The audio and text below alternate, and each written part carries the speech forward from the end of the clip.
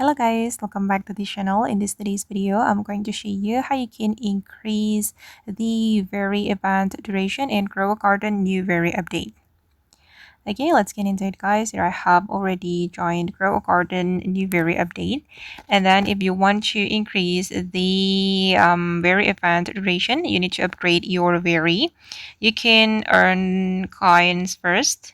You can earn the very coins by offering your fruits to the fountain power. And then I'm going to click on make a wish right here. And then I'm going to click on over plant. And after that, we will get very coins. As you can see that my very coins has increased. And then I'm going to click on make a wish.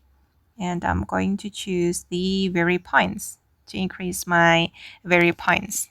Okay, and then we can go to the very godmother to upgrade our very.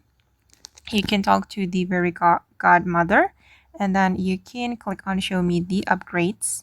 And if you want to upgrade the very event duration, you will need 2,000 very coins. Okay, and my very event duration has been upgraded guys.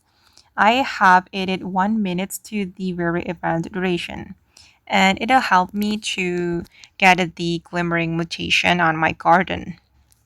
Okay guys, and that's all the way to increase the very event duration in Grow Garden new very update.